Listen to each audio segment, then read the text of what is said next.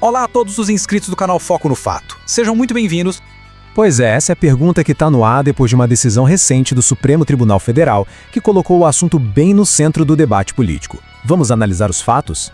Na nossa análise de hoje, a gente vai passar pela decisão do ministro Flávio Dino, vamos entender quem é o alvo principal dessa medida, qual foi a estratégia da oposição e, claro, o que tudo isso significa para a nossa democracia.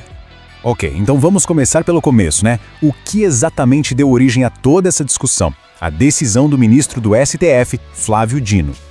Olha, a decisão foi bem clara, sem rodeios. O trabalho de um parlamentar que está ali para representar o povo não é home office. A regra, gente, é estar lá, presente, fisicamente. E essa citação do ministro é o ponto-chave de tudo. Ele basicamente argumenta que abrir exceções sem critérios, sem uma regra clara, acaba diminuindo a importância da função, sabe? Ele usa a palavra amesquinhar, que é bem forte. Agora, o que torna tudo isso ainda mais interessante é o contexto. Porque, embora o processo fosse sobre outro político, a leitura lá nos bastidores de Brasília foi uma só. Essa decisão tinha um endereço certo. E isso nos leva direto para a segunda parte da história, o alvo. Afinal, como essa decisão pode atingir em cheio o deputado Eduardo Bolsonaro? Bom, os fatos são os seguintes. O deputado está fora do país há um bom tempo e, o mais importante, não marca presença na Câmara desde julho.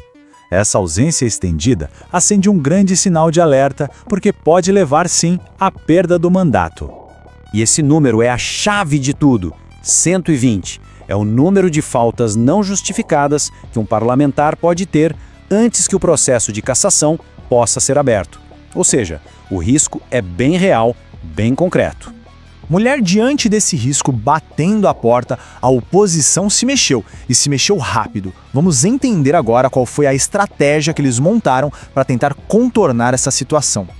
A estratégia foi um verdadeiro jogo de xadrez político. Primeiro, o problema: o deputado se aproximando perigosamente do limite de faltas. Aí veio a solução encontrada: nomear ele para o cargo de líder da minoria. E por quê?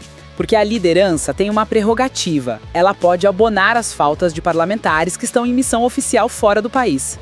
E essa jogada envolveu a deputada Caroline de Tone, que cedeu o posto de líder para ele. Foi um movimento tão fora da curva que o próprio presidente da Câmara, Hugo Mota, classificou como atípico e que ainda precisa ser confirmado. E tudo isso acaba levando a gente para uma questão muito maior, né? Uma discussão que vai além desse caso e que toca na essência do que é a representação política. O conflito aqui é bem claro. De um lado, você tem o que se espera de um mandato, presença, atuação no Congresso, representar quem votou. E do outro, a realidade desse caso, a ausência prolongada e uma manobra política para segurar o cargo.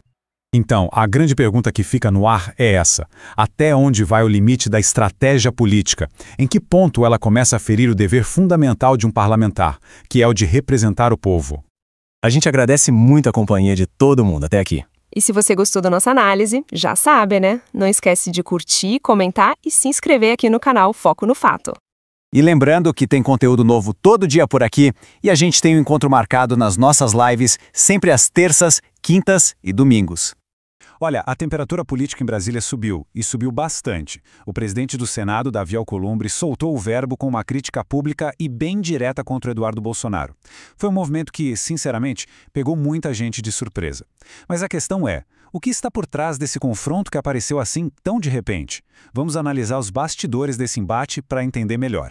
Pois é. E foi um desabafo raro, viu? Durante uma sessão no Senado, o Alcolumbre foi super contundente ao falar das ações do Eduardo Bolsonaro lá nos Estados Unidos.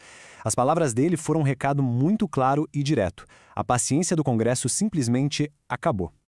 E essa é a grande pergunta, né? Afinal, a gente sabe que as articulações do Eduardo Bolsonaro no exterior não são exatamente uma novidade. Então, o que foi que mudou para que o presidente do Congresso decidisse quebrar o silêncio dessa forma?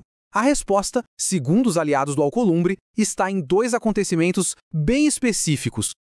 Então, vamos mergulhar um pouco nesses bastidores para entender quais foram os gatilhos que levaram a essa explosão.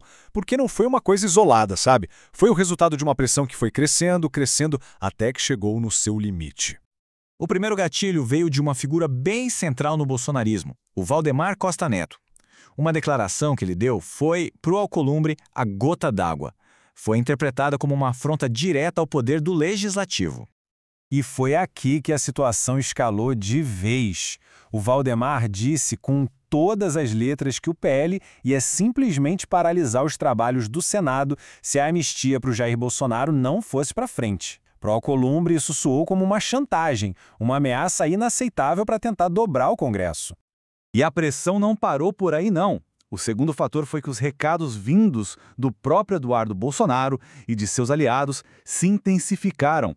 Eram recados direcionados de forma cada vez mais dura aos outros poderes.